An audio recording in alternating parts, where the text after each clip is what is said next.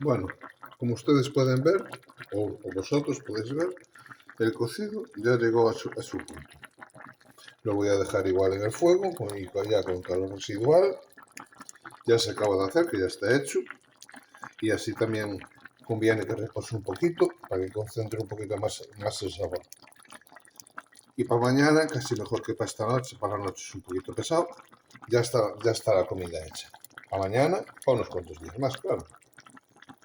Porque ya digo, se puede aprovechar después los grelos con unos huevos cocidos, con un chorizo, incluso si usted quiere o vosotros queréis con unas chuletas, en fin. Y después, bueno, yo lo hice con lacón y con tocino y con unos chorizos, pero pueden echarles costilla, pueden echarles espinazo, pueden echarles rabo, pueden echarles orejas, pueden echarles morro del cerdo, en fin, multitud de cosas admite.